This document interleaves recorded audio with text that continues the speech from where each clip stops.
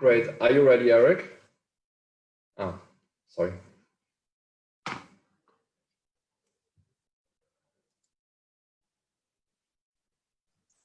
We are now live on Facebook with the fourth session of the Tikkun Olam in Action Week, a discussion on refugees.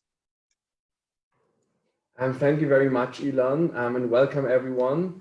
My name is 𝒆𝒈𝒕🔺 Gutman. I'm the president of UGS. Hello. Yeah. Hello, everyone. It's really lovely to meet you all. I'm Lara. I'm from Barcelona, and I'm currently in the Spanish Union of Jewish Students. And we are here today with the fourth webinar in Action UGS Human Rights workshop.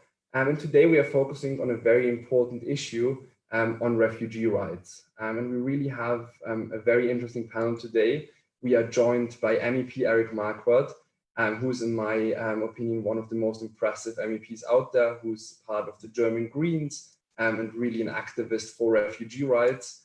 And we are joined by Rachel Levitan, who's the vice president for HIAS. HIAS is a Jewish global humanitarian organization that for many decades was active across Europe and the world to help thousands of Jews escape persecution, and is today working to assist refugees all over the world. We are also joined by Alexander de Chalus, who's policy officer at the EU office of the UN Refugee Agency. And we are joined by Faiaz Dowlawatzai, and I'm really sorry if I butchered that name, who's a young author living in Sweden and is the chairman of the Alliance for Unaccompanied Minors in Sweden. And he also works as a teacher and is a student assistant at the Winster Public School, and who is himself of refugee background. Lara, over to you. Okay, thank you. So for this general opening, I wanted to start with a first question for Faiaz, which I wanted to ask you to share your story and experience living as a refugee in Europe, as well as your experience, like bits and pieces of as a chairman of the Alliance of Accompanied Minors in Sweden.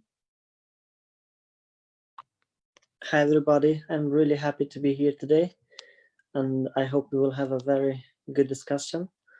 My life as a refugee started 2015, and like many other refugee kids, I came from Afghanistan and I crossed the Mediterranean Ocean in September 2015. Well, I have been living in Sweden for 5 years now, almost 5 years, and I became the president or the chairman of the Unaccompanied Minors Alliance last year. My experience of being a refugee has been kind of tough, both on the way here, but also in Sweden, because when we came to Sweden, we thought that the journey was now finished, that we were finally in a safe place.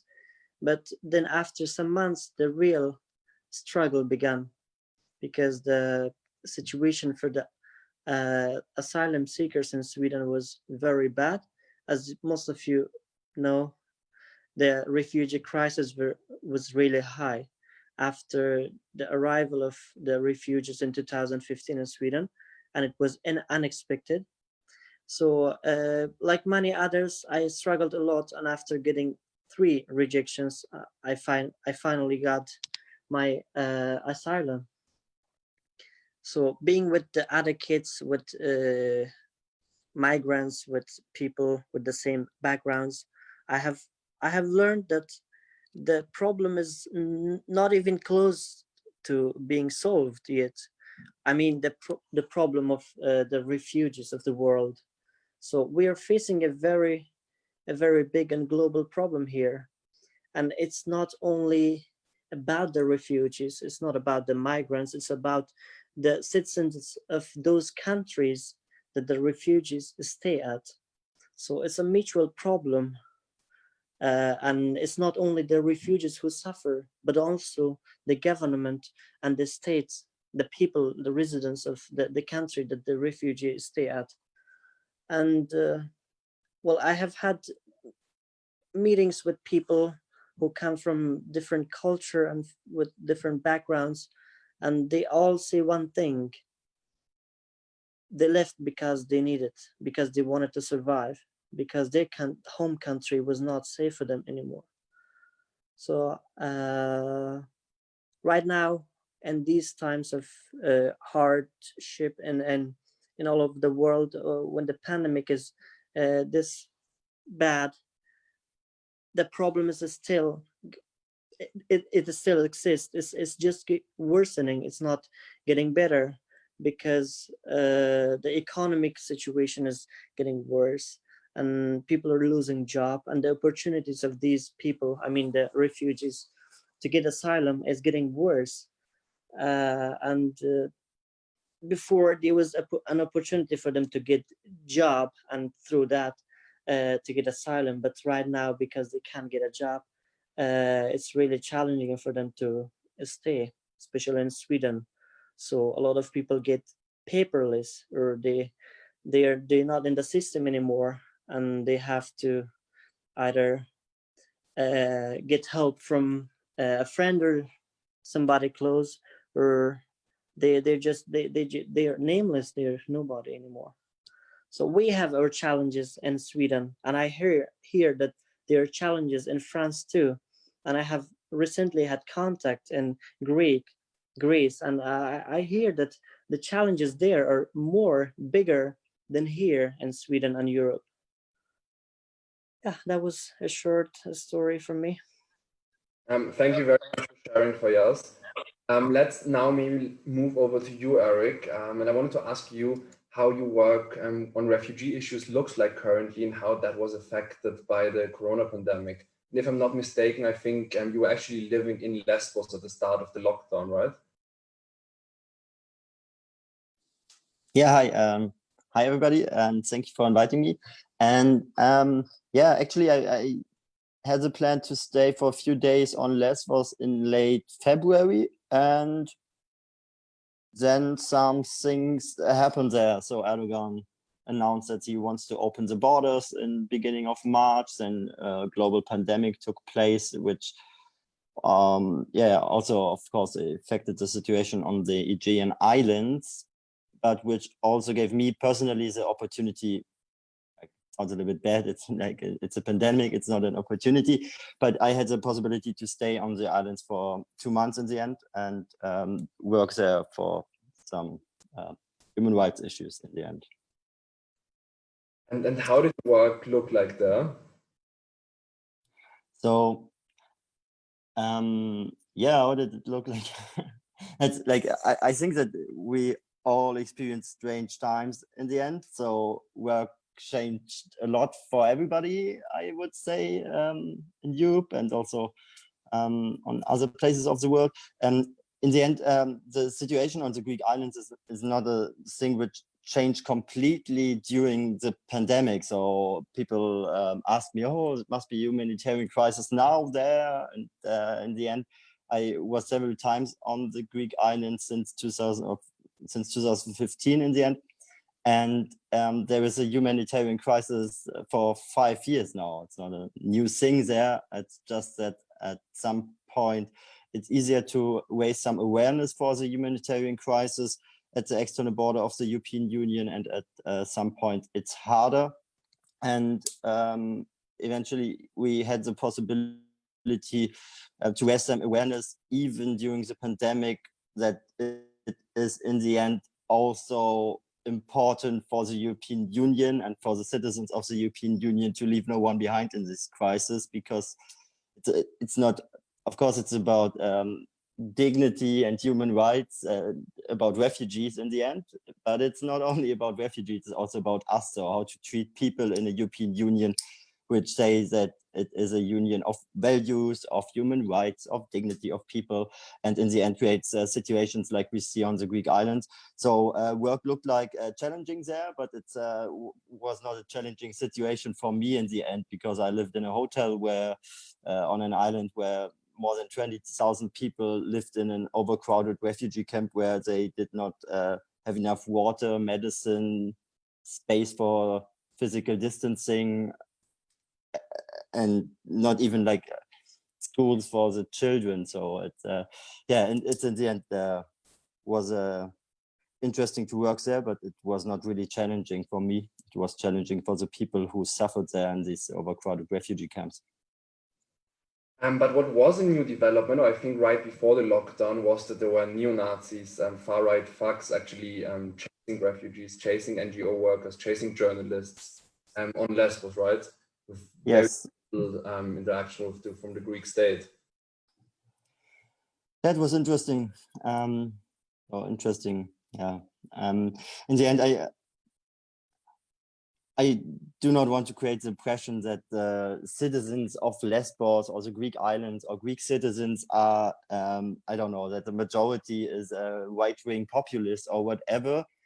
Because, for example, on Lesbos, we had the situation that in the end, the European Union member states left Greece alone and Greece left the Greek islands alone. So they had a really challenging situation, and most of the citizens of Lesbos, for example, did a great job in defending humanitarian values on the islands, helping refugees who arrived there. But of course, it's a challenging situation if you have compared to the small island, not compared to the European Union member states or whatever. But for this small island, it's a challenging situation with the arrivals, which creates more challenging situations for refugees who arrive there. So they suffer there, and many citizens of Lesbos try to help them, try to support everything they need. It was not so easy, or is not so easy in the end, but most of the people from Lesbos are really great. But there are some right-wing populists from the island, and there are, of course, some more right-wing populists, right-wing extremists in Europe, and they saw the opportunity in the beginning of March to use an environment where the rhetoric from governments from the European Union member states was like in a civil war, when Erdogan said, I want to open the border. Mrs. von der Leyen, for example, said, oh, Greece is now our shield. And the defense minister of Greece, for example, was asked about right-wing extremists who created street blockades, who really hunted people at the streets with a different skin color, and also humanitarian aid organizations.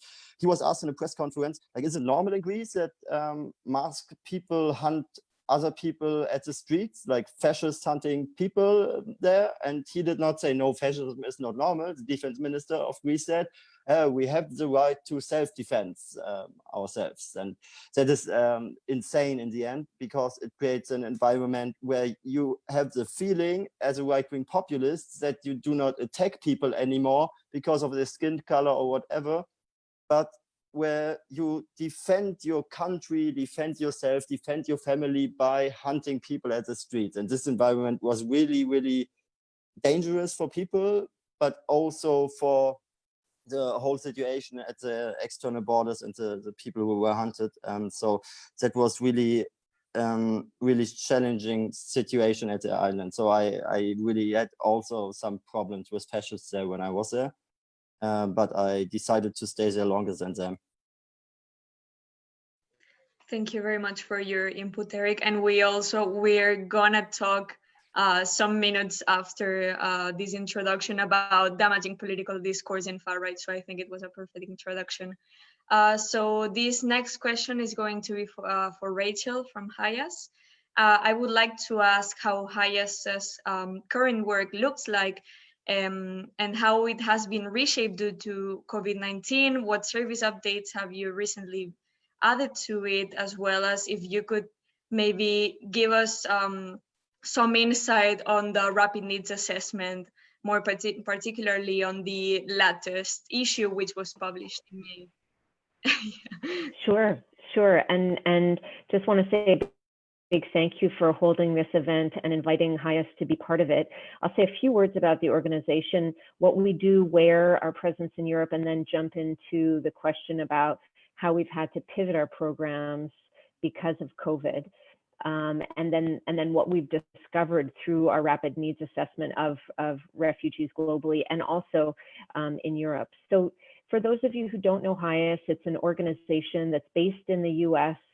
It's been around since the 1880s and spent about 100 years providing protection, safety, and resettlement to Jewish refugees. So meaning helping to move Jewish refugees out of situations of persecution, primarily in Europe, and helping them to get to the United States. In about the 1980s, the organization opened its mandate and began working with refugees of all different backgrounds. And so at that time, we started to help resettle refugees from other parts of the world to the US. And in the early 2000s, we began to work internationally again with non-Jewish refugee populations. And I hope that I'm not frozen. Okay, you're still there. My connection is a bit weak. And so where we currently work internationally is in 14 countries. Many of them are in Latin America and the Caribbean, from Peru all the way up to Mexico. On the European, in the European time zone, we work in Greece. And so really nice to hear from Erik about the experience there. We have an operation in Lesbos. I'll be happy to tell you a little bit more about that. We also work in Israel, in Austria, in Kenya, and in Chad. And we have about 1,000 staff around the world and thousands of refugees that we work with. The work that we do primarily focuses in 4 key areas. We do legal protection, so we help people through asylum procedures and other legal matters. We work on gender-based violence, both reducing risk to gender-based violence and responding to help support those who've experienced it.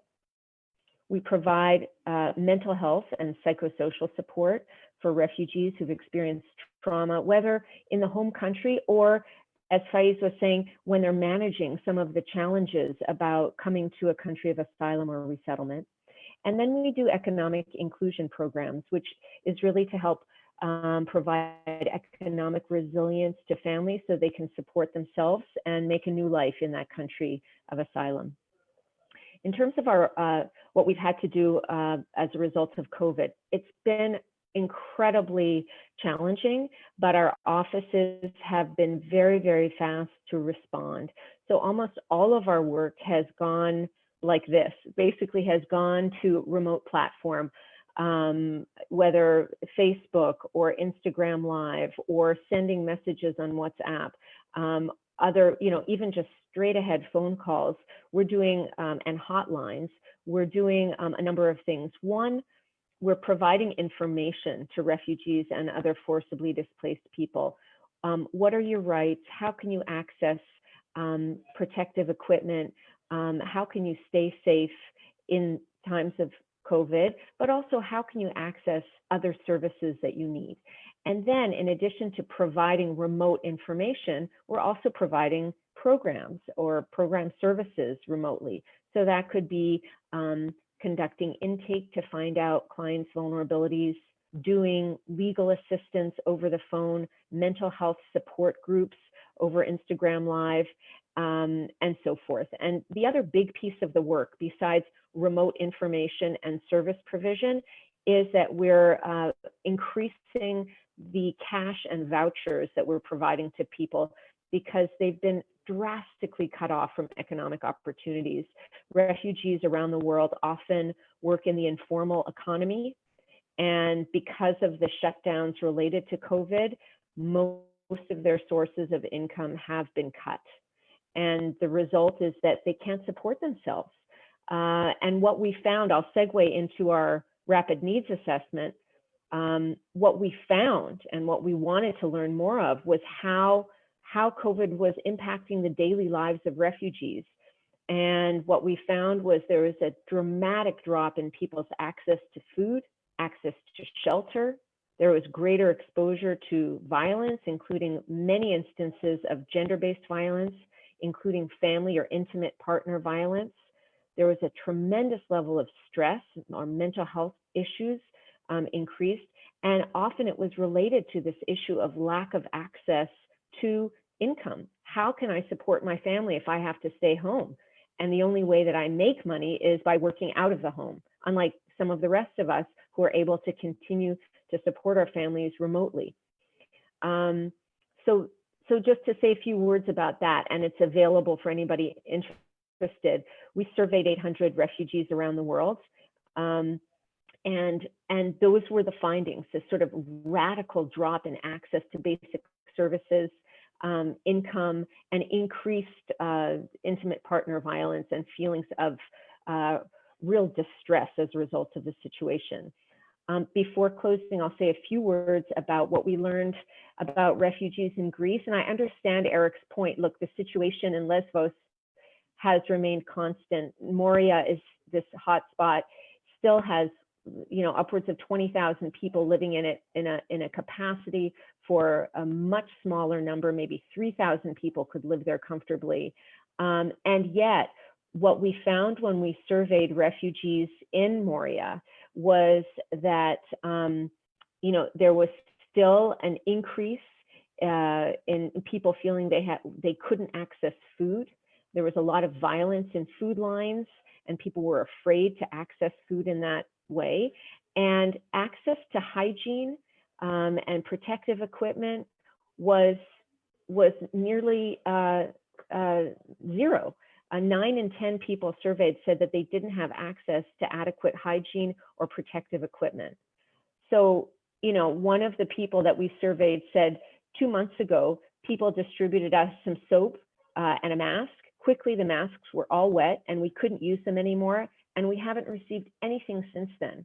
So to imagine living in a crowded, unhygienic environment where you don't have protective equipment and where you know that COVID is spreading on different parts of the country, even on the island, and beginning to spread in refugee centers and camps in other parts of the country, this creates tremendous stress. And the other thing I'll say before handing it back to you, Laura, is that the impact of COVID on legal processes, not only in Greece, but throughout Europe, is tremendously distressing because it has put many asylum cases on hold, which means that people who have challenges accessing basic services because they're waiting for asylum claims to be heard, it creates tremendous distress for them.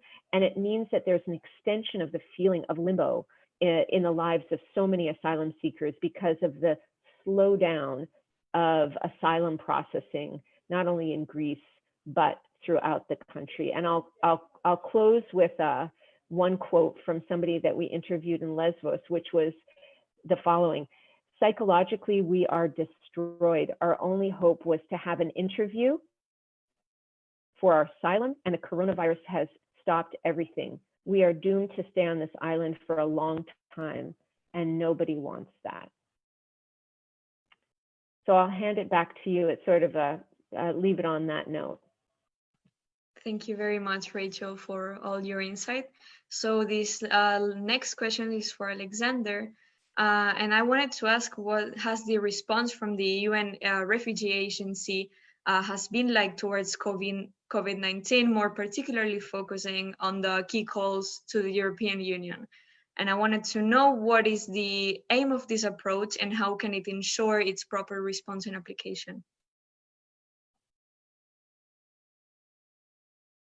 I think you're muted, Alexander.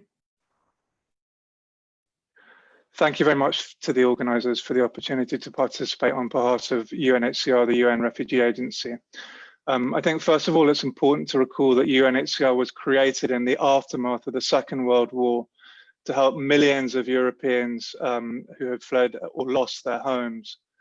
UNHCR now has offices in 135 countries around the world. From our latest data, which reflects the global trends in 2019, so last year, however, it's very sobering reading and shows that protecting those forced to flee is more important than ever. In the last 10 years, the number of people forcibly displaced has doubled to almost 80 million people. Of those, 85% are hosted in developing countries and 40% are children. With more people becoming displaced and fewer people being able to return, an increasing number find themselves in protracted and long-lasting displacement situations. Think of Syria, for example, approaching 10 years of conflict that's displaced 13 million people. Or the Democratic Republic of Congo, where 3,000 people fled the country during the first 3 days of this month alone. In Europe, UNHCR advocates for the rights of asylum seekers, refugees, and stateless people, and supports as well as encourages governments in maintaining protection regimes that importantly comply with international standards.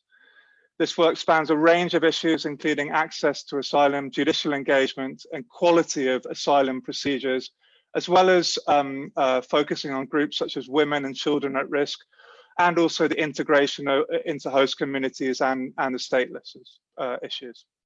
Our current priorities in terms of EU affairs concentrate on two main areas. The first being the implementation, but also the reform of the common European asylum system. And secondly, the international protection concerns in the context of the COVID-19, on which I'll touch a bit more on in a second. Now, the upcoming European Commission Pact on Migration and Asylum is, potentially at least, a crucial opportunity for the EU to develop a fair and efficient asylum system within the EU to tackle forced displacement globally. And UNHCR have published in January of this year recommendations stressing the importance of EU action and solidarity, both inside the EU, but also outside its borders.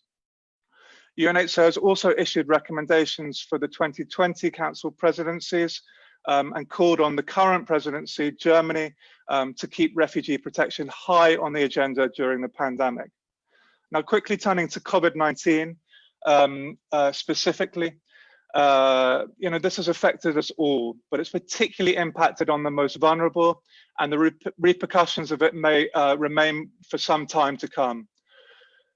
With some countries, while some countries have closed their borders, others have shown that there are ways to manage border restrictions in a manner that respects international human rights and refugee protection standards. Back in April, UNHCR provided governments with practical recommendations on how this can be done. Also, in terms of joint UNHCR-IOM discussion paper, the International Organization for Migration, we released a paper on COVID-19 and mixed population movements. And that explored the implications of COVID-19 for human mobility. And we're saying that will likely intensify the drivers for refugee and migrant movements. Based on this, UNHCR has made 5 key calls to the EU in the COVID-19 response. Firstly, ensure access to assistance for all. Secondly, provide more financial assistance globally. Thirdly, preserve access to asylum. And fourthly, ensure solutions and solidarity, as well as fifthly, empower refugees to assist in the response. There is no, UNHCR is no stranger to these challenges. For over 70 years now, we have been on the front line of countless emergencies. Yet this pandemic is of an entirely new magnitude. Our priority has been and will be to stay and deliver for refugees, internally displaced and stateless people we are mandated to protect, but we can't do that alone. We've started as a health crisis. We've stated what started as a health crisis has now expanded, and today many of the most vulnerable, refugees and displaced amongst them, face a pandemic of poverty. Yet throughout this challenging time, we have also seen countless connectedness and that transcends borders. Ordinary people have stepped up to help, and refugees themselves are also contributing in significant ways, despite often living in extremely vulnerable conditions. This global challenge must be addressed through solidarity and cooperation. UNHCR is working closely with governments, our sister UN agencies and other partner organizations to respond to and mitigate the impact of COVID-19, both in short and in the long-term scenarios. In the short term, access to health facilities and services must be ensured for everyone, And UNHCR has complemented national responses with several activities. And we've also scaled up our livelihoods and cash assistance programs. And we are collaborating with ministries of health, the WHO and partners to contribute to pandemic surveillance and so on. Lastly, to mitigate the negative socio-economic consequences of COVID-19, UNHCR is working with the international financial institutions and governments to find ways of including refugees and asylum seekers in government welfare and social safety nets. UNHCR has also called on the EU to empower refugees to assist in the COVID-19 response. And I just want to conclude this part of my intervention by recalling that the Global Compact on Refugees, which was agreed to in December of 2018, underlines the principles of solidarity and responsibility sharing, stresses the importance of socio-economic inclusion of refugees, as well as encourages the forging of new partnerships, such as those with the private sector that may produce tangible livelihood initiatives. Only by working together and stepping up global solidarity will we collectively ensure no one is left behind. Thanks. Thank you very much, Alexander. And I also want to remind everyone in the audience that you have a chance to ask questions. Just comment them on Facebook and we will ask them a little bit later. Alexander, I think your answer was a very good segue to the next topic, because I think one of the main issues that European refugee policy is facing right now is inaction, is because some member states are blocking any policy developments in Europe. The European Union still has very outdated laws in place and still is not very active in actually supporting refugees. So my next question would actually be, what policy changes should the European Union implement to be better able to support refugees? I would like to start with you, Erik, what you would like to see on part of the European Union.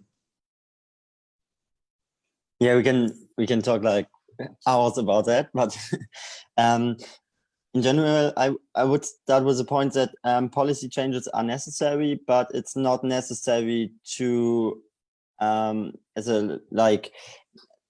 to have a situation where human rights apply and stuff. So I miss a little bit the discussion also with member states and the public, that everybody is saying, okay, we need a common European asylum system, but in the end, we have some rules in the end at the moment, and they apply. And the European Commission, for example, is in a situation where they should also find some consequences if member states just break the rules, or if member states break the rules and say the reports about violation of fundamental rights are just fake news, like Greece, for example, at the moment reacts to allegations of illegal pushbacks, mistreatment of refugees at their external borders.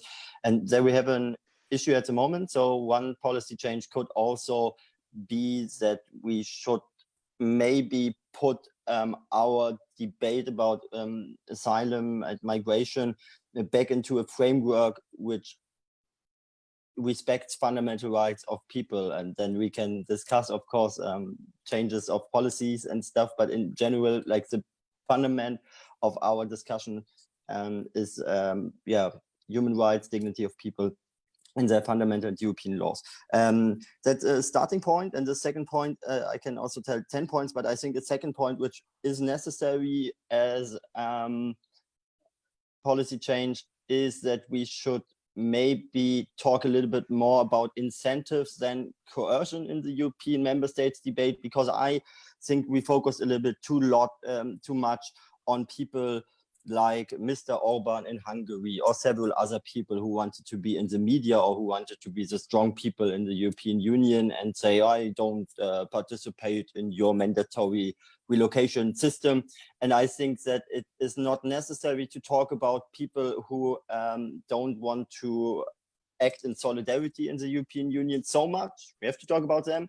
It's maybe more necessary to talk about an environment where it is not a situation where nobody wants to welcome refugees in the end, that nobody wants to respect fundamental rights, and everybody is sick of people from other countries of the world or whatever.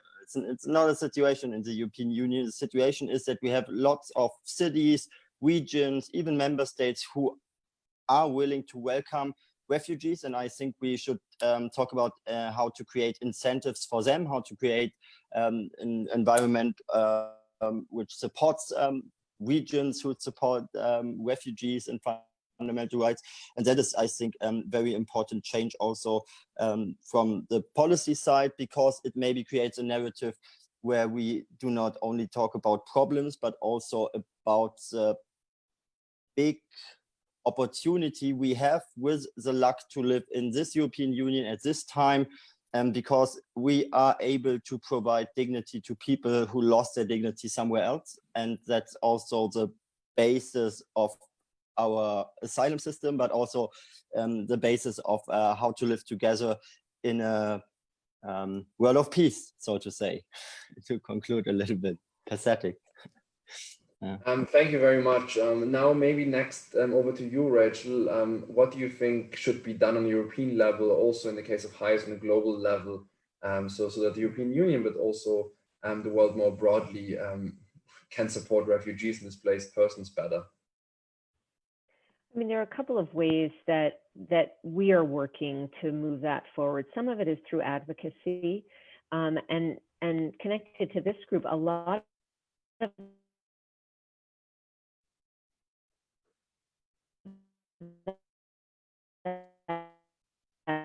advocacy is based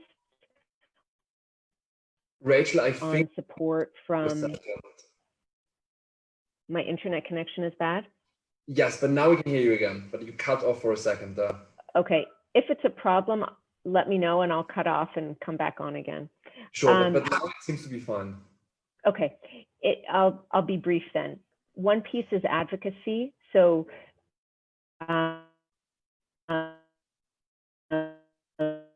you know, Jewish communities across the US form to advocate for more humane asylum policies and policies that create welcome for refugees. So, you know, as a student involved or interested in refugee issues, it's critical to get your voices heard by your representatives. And that's something that we do in every country where we operate, and certainly in the US, where we face tremendous struggles in that regard with this administration, and we're working hard on that front not to lose ground. And so I think it's incumbent upon all of us to be thinking through how we can more effectively advocate at the community level. There are other pieces of work that we do, of course, from an organizational level. We talk to donor countries to highlight the needs of refugees globally, like through this rapid needs assessment, to say, if you're going to allocate funding, these are the needs that need to be responded to. And here are ways that you can allocate funding to support refugees. So that's another way that we do that work. A third way is that we work directly with government agencies to help ensure that their programs and services are inclusive of refugees. Do frontline service providers and hospitals know they have an obligation to serve refugees regardless of their legal status? In many countries, they may not. And so that's where work that we do to build capacity and create partnerships with local governments and government agencies is critical. And when we don't see effective partnership at that level, we then turn to litigation. And we've done a fair amount of that in Greece, for instance, to say, look, reception conditions or other rights of refugees are not being upheld. We've tried to work with you to increase your capacity. We've seen resistance, or there's tremendous political pressure, for instance, even from the EU on Greece, to keep people in place. So we then need to go to court and exhaust all of our remedies at the national level, move through the court systems at the national level, and then if possible, and we don't get an outcome that protects and upholds the rights of refugees there, we'll take it to regional courts like the EU. And we do that in close coordination with other actors, lawyers, but community groups, refugee communities, and others, so that we can really push forward an agenda that involves a coalition of voices that are interested in upholding and protecting the rights of refugees to live as equal citizens and have their rights protected in countries of asylum and refuge. Thanks. Thank you very much, and also thanks a lot for the important work. And now maybe over to you, Faiaz. What would you have wished for from the European Union in order to kind of support refugees? I couldn't hear the last of your words, but from what I heard from others and from you earlier, I think I understand the question. In my opinion, what is needed is to listen to the refugees, to understand their needs and to talk to them directly, because I have been there and I know how it feels to be a refugee, to be on the move and to be held in a place where there's no hope. There's only darkness and all you see is negativity. Well, I think one of the most important things that should be done is to go talk to them.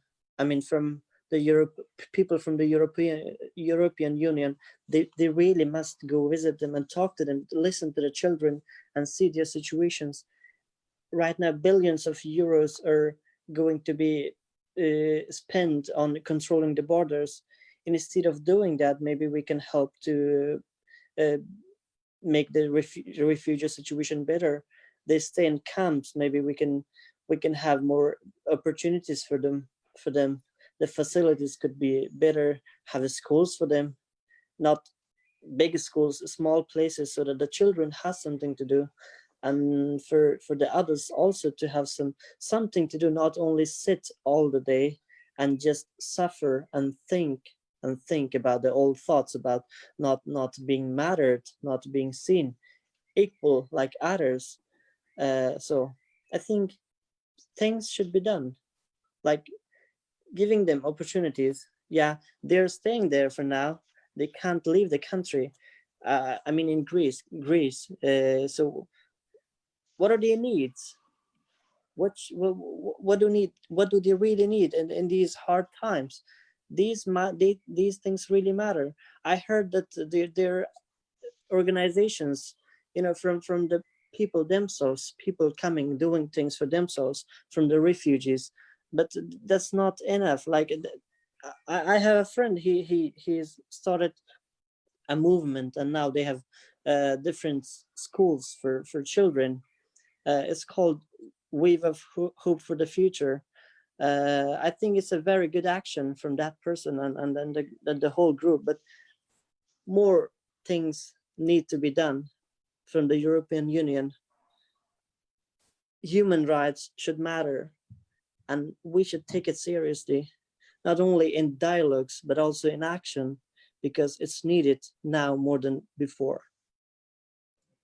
Thanks a lot for this. You're absolutely right, I think. And Alexander, maybe going over to you, what we can see a lot in the last few weeks, or actually in the last few years, is both that a lot of illegal pushbacks are happening on the Greek border, but also on the West Balkans and on the Croatian border, and so on. And also that very often ships that rescue refugees in the Mediterranean do not find harbors where they can actually bring those people to. So what steps can we take to actually ensure that countries fulfill their requirements, that countries keep up fundamental human rights of refugees?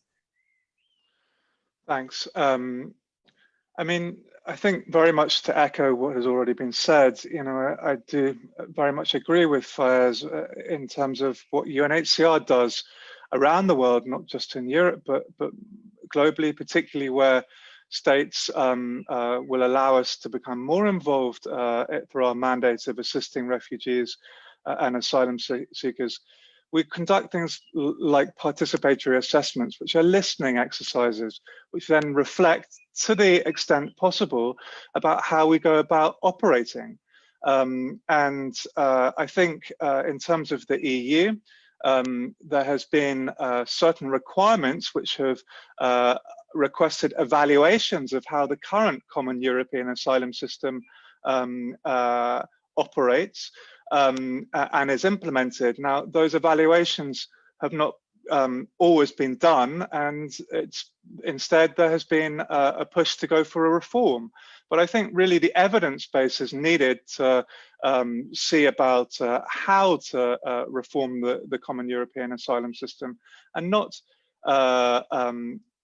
with a view to raising standards, not doing anything else. And I think the implementation of the current common European asylum system, things can be done right now to raise standards in between what we have now and what may be reformed in however long that may take.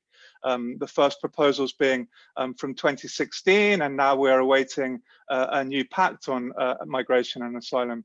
So there are things that can be done now to improve that. We have a series of papers on that, ranging from better protecting refugees from 2016, but also which was our vision for what the common European asylum system should be, including around disembarkation, rescue at sea, how then other countries can show solidarity to those countries on the borders and the external borders, and our experience particular pressures, but also I think, you know, the funding elements of this we'll see in the multi-annual financial framework discussions going on at the moment, and then hopefully the new pact on migration and asylum will come. Of course, we don't know the detail of that at the moment, but UNHCR again has made a series of recommendations in January of this year, for example, as well as what has happened in relation to COVID-19 subsequently. And, you know, they're there, and whether they'll be followed or not, of course, is a question of political will and what is possible to be agreed between the various different EU member states, but also what the key inputs are from the other institutions, including, of course, the European Parliament. And so we'll see what happens, but there is things now that can be done. At the moment, of course, with the relocations, it's rather more ad hoc. The Dublin regulation in its third iteration now has some issues to it. We have another report called Left in Limbo, which we authored in with surveying a variety of different countries. And really there we give several recommendations. And so there's a lot of information there, but whether it will be followed remains to be seen. And also whether the negotiations with what comes next with the Common European Asylum System, which has now been stalled for several years, it remains to be seen as well. Thanks. Thank you very much, Alexander. So for this next topic, I'm going to introduce a bit the topic that's based on damaging political discourse in far right. What I wanted to say is a bit like open a bit the question to those who are watching us on Facebook Live, as many of us often relate to and encounter refugee, migrant, and asylum seeker rights at a rhetorical level among political discourse. And the rise of the far right in Europe and across the world brings the distinct and increased vilification of such foreigners or outsiders. So on a political level as well, the deliberate manipulation of the broader society on this topic is found. So I wanted to ask Erik this first question, which would be, what is your level of engagement in this particular area, and what programs and initiatives do you have to help generate the will at a societal and political level to prioritize the well-being of refugee, migrant, and asylum seeker communities?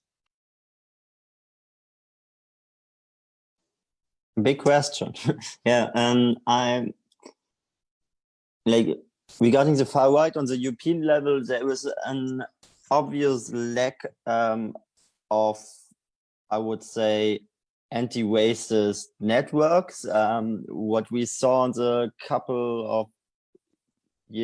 last couple of years is that there is a strong network between deputies from different countries, from far-right parties, that also in the situation in the beginning of March, where there was an international mobilization of right-wing extremists to the external borders and stuff,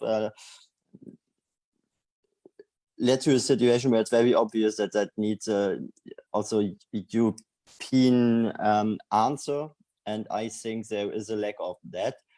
And I also think that we have to, if we talk about migration and asylum, understand that there are unfortunately some member states of the European Union where the leaders and the government do not have an interest in solving problems or accepting the challenges from reality and try to find the right answers for that, but where they just try to create political success out of the problem somehow. So they need the problem, for example, they need a situation where lack of a functioning humanitarian asylum system create a situation where you can talk about refugees and migration and asylum every day, because the European Union is not even able to coordinate the disembarkation of search and rescue vessel in the central Mediterranean, which rescues 30 people. So it's an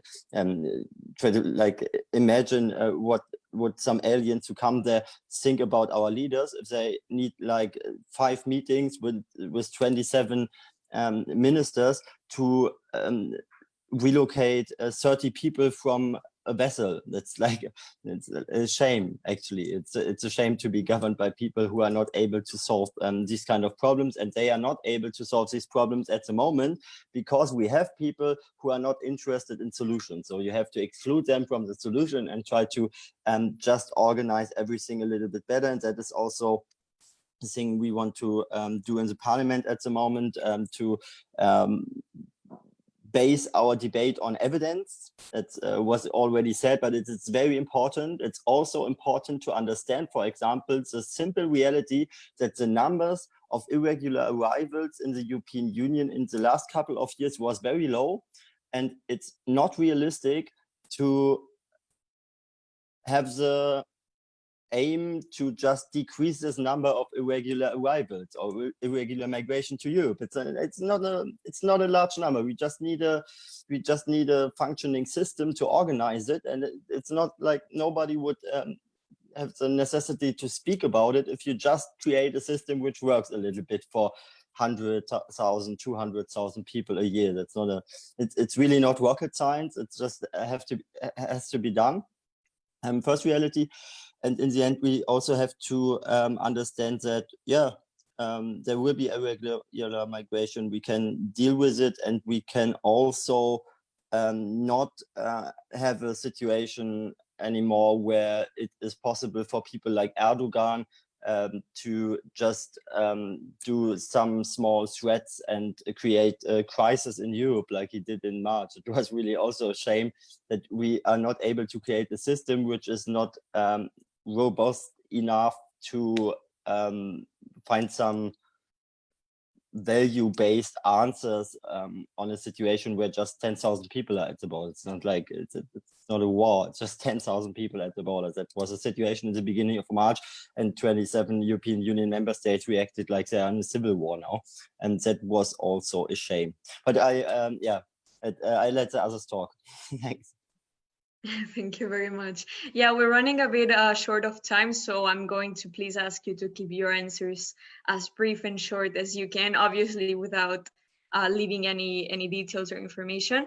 So Alexander, I wanted to ask you first basically the same question. What is your level of engagement in this particular area we just talked about? So, first of all, just to say that protecting refugees from racism and discrimination and xenophobia requires political will and leadership. And when populations feel threatened, their fears can be easily fed by irresponsible media and manipulated for political ends. UNHCR's mandate is as a non-political organization, but of course, in the conduct of our work, political analysis is crucial in order to understand the different discourses and to engage with different actors across the political spectrum, to promote dialogue and also to prevent further polarization. That said, the dangers of the rise of xenophobia and hate speech against refugees and migrants cannot be overstated. The High Commissioner for Refugees, Filippo Grandi, last year in January on Holocaust Remembrance Day. It said, racism, hate speech, discrimination, and public lies were the foundations on which the Nazis carried out the gravest crime in the history of humanity. We need to remain vigilant, particularly now, including in the COVID-19 crisis, which has fueled, a spread of anti-Semitic conspiracy theories and attacks on minorities. Migrants and refugees are also among those who have falsely been blamed and vilified for spreading the violence. So efforts need to be made to sustain openness while doing the very best that can be done to allay any fears and apprehensions of host populations. Talking about the issue as one of human rights can help build on universal values that apply to everyone and help foster greater understanding and tolerance. Crucially, refugees are fellow human beings. To receive them well is not only in each society's interest, it's fundamental to the idea of what it means to be human. A shared sense of humanity can help unite people living in diverse societies. So UNHCR combats hate speech in a variety of different ways, aside from in our operations and the financing of them, but broadly speaking, our operations include developing legal frameworks, advancing advocacy on policy, but also communications and public information. So in terms of that letter communications role, we seek to raise awareness and mobilize public support for refugees and the other people of concern to us, but also through the use of different communication strategies ranging from digital engagement to dedicated events and campaigns and news media. UNHCR stimulates global media coverage and on the situation of refugees and the understanding, but also including positive stories on their courage and humanity. But in addition to this, goodwill ambassadors such as special envoys like Angelina Jolie speak up for refugees and on behalf of UNHCR. So to counter that risk of a toxic narrative, also around COVID-19, for example, we've been emphasizing how refugees have been assisting in the response, but also their positive contributions to refugees to society. So maybe I'll just finish with flagging that the UN recently published guidance to counter COVID-19 related hate speech in May 2020, which also complements the UN Action Plan on Hate Speech of June of last year, and provides specific recommendations to UN entities, member states, also technology companies and media and civil society. And also the UN launched in May the online campaign Verified, which aims to flood the internet with evidence-based content to combat misinformation that can lead to xenophobia, stigma, and discrimination. Thanks. Thank you, Alexander. So Faiaz, would you like to comment anything else? Well, not exactly. I think Alexander said a lot of things that were in my mind. So I agree with Alexander. Okay, thank you very much. So for this last part of the topic, Rachel, if you would like to add something on behalf of HIAS and your work on combating damaging political discourse in far right. Sure. A lot of that area of concern for us had been focused in previous administrations on Europe, and what Alexander was noting about the use of anti-immigrant, anti-Semitic rhetoric to speak to as many of political supporters as possible and consolidate political support that way. And unfortunately, for this administration in the US, we've also had to really ramp up the work that we do to speak to issues of anti-immigrant sentiment in the United States and other parts of the Americas as well. And, I think it tracks really to what I was saying before about what it means on the more positive side, to create the space for refugee rights and refugee welcome. Part of that message also has to be that as democratic and human rights-based societies, we also cannot be engaging in xenophobic and exclusionary rhetoric.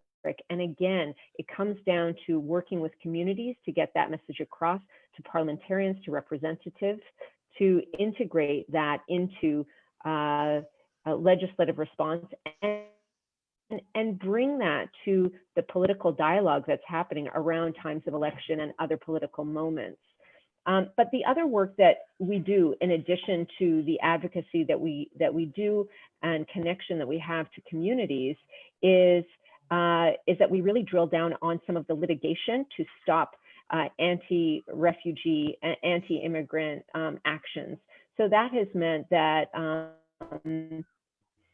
you know, for instance, when we were talking earlier, and Erik mentioned some of the attacks on refugees in Lesbos, which we were there for, we also represented those refugees who were subsequently charged criminally for engaging peacefully in protest, and then were very severely beaten by basically fascist elements on the island who could no longer tolerate the presence of refugees there. So we represent refugees who are faced with discriminatory criminal charges. And then we're also working at a parallel track to guard against the shrinking of the space for humanitarian actors, NGOs, and other community groups that work to advance the rights of refugees. So we're seeing that, you know, for instance, in Greece, there's a new NGO registry that's been put in place, which is in many ways a way to control the presence of NGOs in the country. We've also, Laura, as you mentioned, seen a crackdown on, especially in the Mediterranean, on boats and organizations that are trying to provide rescue to refugees. So we're working to bring attention to the fact that one of the ways that you know, some of these more right-wing anti-immigrant governments are cracking down on or trying to implement their political perspective is to shut down the space for community groups, NGOs, and other organizations that work so hard and so successfully to create space for and uphold the rights of refugees. So while advocating to protect the rights of refugees, to speak out against xenophobia, we're also very mindful of the need to advocate for, litigate for, create community support and political support for the NGOs and other organizations that are working so hard to uphold the rights of refugees. Thanks, Laura. Thank you very much. And I see that we are almost out of time, but let's maybe do one or two quick audience questions before we conclude. So thank you all very much. And the first audience question actually goes to you, Rachel.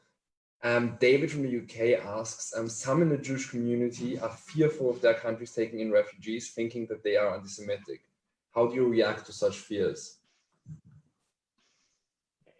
Yeah, I mean, it's a tough question that comes to many. I mean, we have seen in our experience of resettling refugees in the United States since 1980 from all different backgrounds and the work that we do globally, that there are not examples of manifestation of that fear, and where we're working hand in hand with refugees coming from many different, you know, countries that one would consider or fear of being anti-Semitic, of engaging in that behavior. We're seeing tremendous interfaith work involving Jews, involving Christians, involving Muslims and others to work hand in hand to create a welcoming environment for refugees when they arrive. So to be honest, based on the experience that we've had in the US and some of the experiences that we've had, even in Greece, you know, working with Islamic Relief USA, we have not seen the manifestation of that fear. And instead, we've had sort of the opposite experience, which is that we've been able to build some really powerful bridges between communities who've said that we're tied together in our desire to create welcome and hope and a new beginning for refugees who fled home because of persecution. Yes, thanks a lot. And I actually completely agree with you on that. From the limited I have, I really also see that.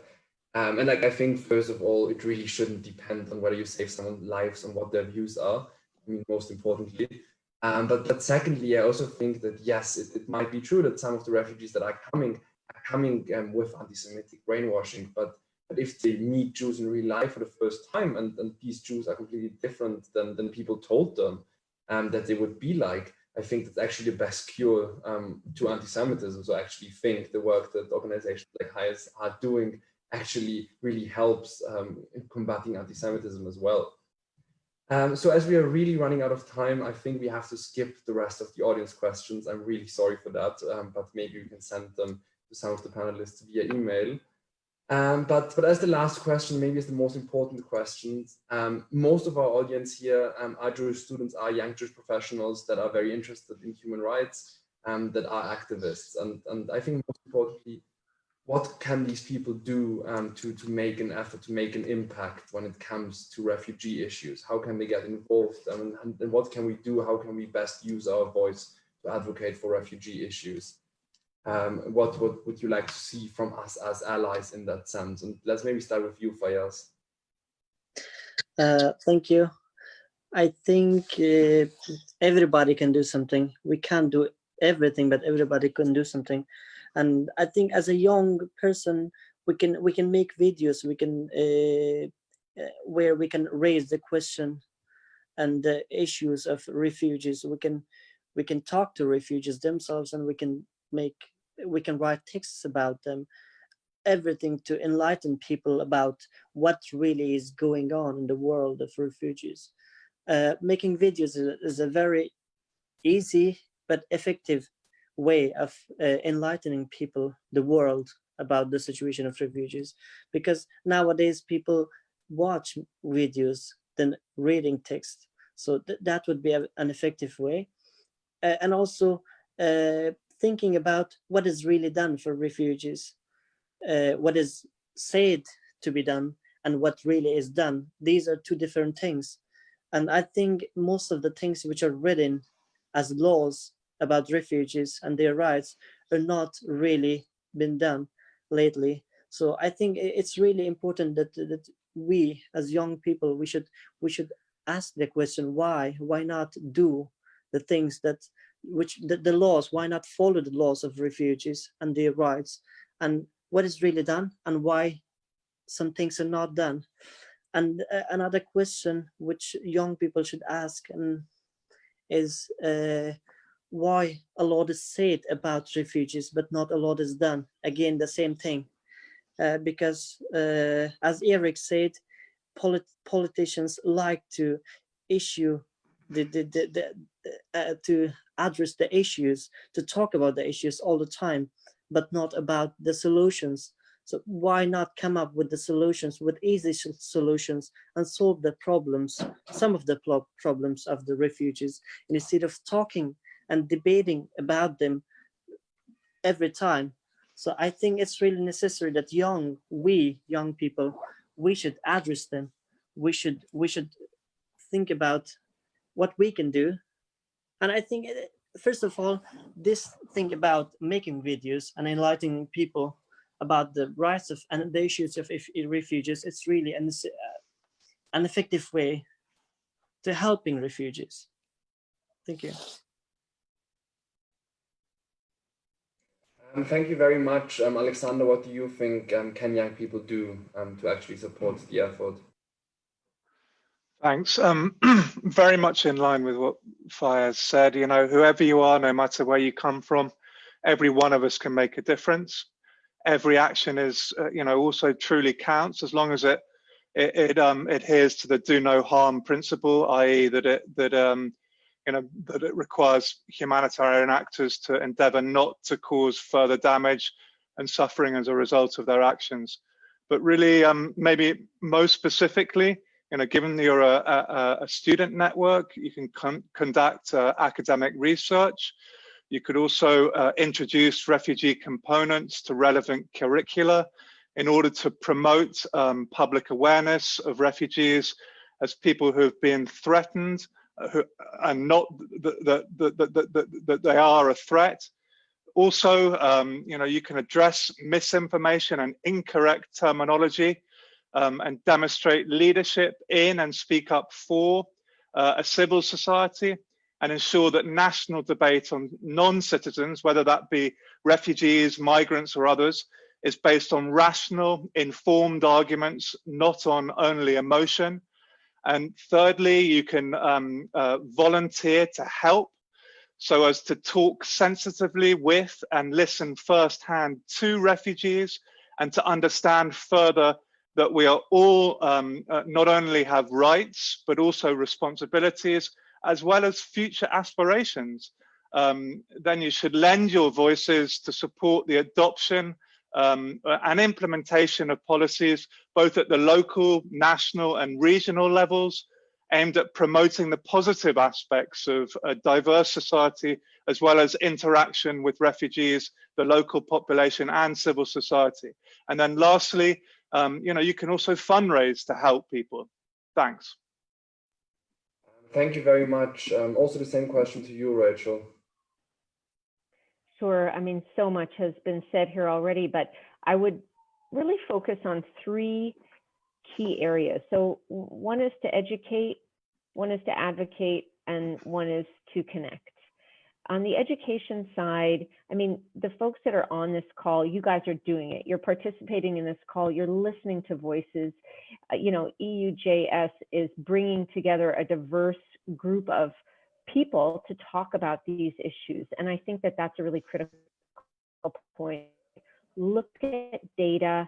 UNHCR, I'll plug Alexander's organization website. You can look at tremendous bits of information there to understand flows and understand more broadly all sorts of issues and policy matters. But connect and learn from events like this. Come together and listen to people who've been working in this field. Listen to refugees so that we can really elevate refugee voices, as Faiaz said, so that we can understand what refugees' real needs are.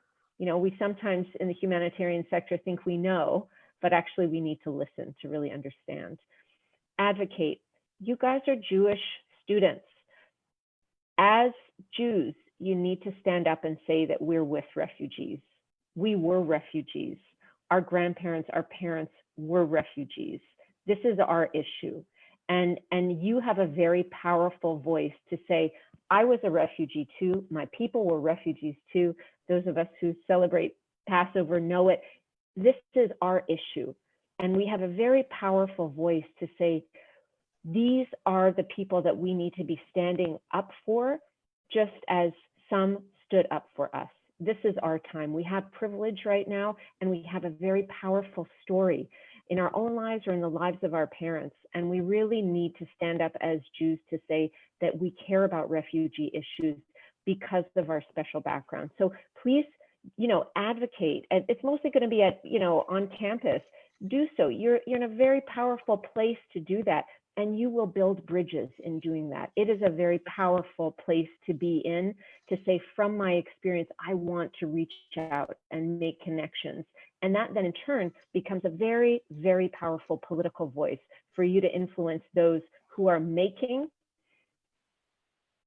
policy and implementing that policy. And doing this for a long time. We've mostly been doing it in the US and then in other parts of the world. We have a new office that's based in Brussels. Please reach out to HIAS Europe so that you can tap into some of those resources or look at the website. There's a ton of information there.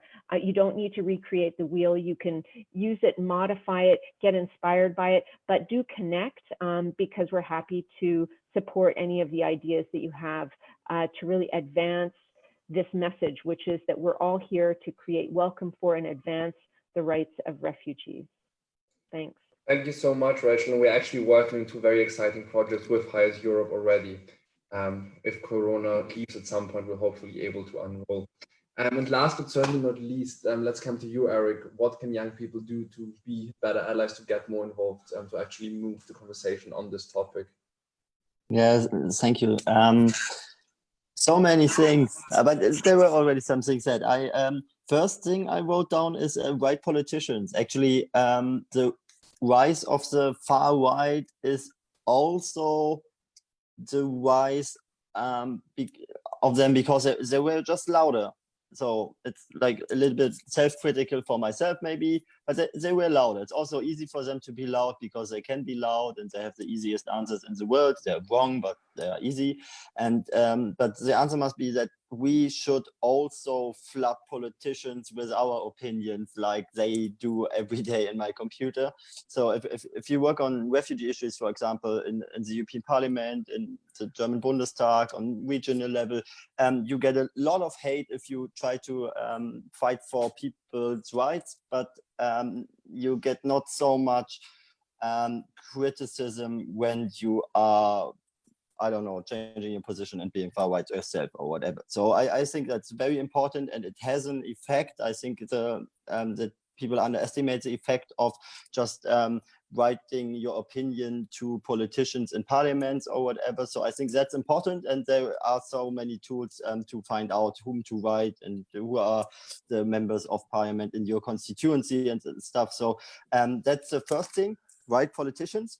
Second is communicate. Also for students, I think it's important that if you want to be scientists, to study the world and everything you are interested in, I think that at the moment in this issue is no lack of evidence. There is a lack of how to communicate the evidence that it is so dominant that politicians are forced to deal with it. And I think communication also for scientists is a much more important part than all the other parts at the moment. Third thing is I think self-confidence is very important, because I think that, like, what happened the last years, like, why do we need a reason and or arguments for helping people in need? Like that's not the Europe I want to live in. Actually, I want not to defend myself for helping people in need. I want to have a situation where politicians who have possibilities to help people in need, but they are doing nothing. They have to defend themselves for their position again, actually. And that's why also this question, what can we do, is a little bit too defensive maybe, because there's so many things to do. If you're self-confident, if you have an opinion, just use it on social media as the fourth point.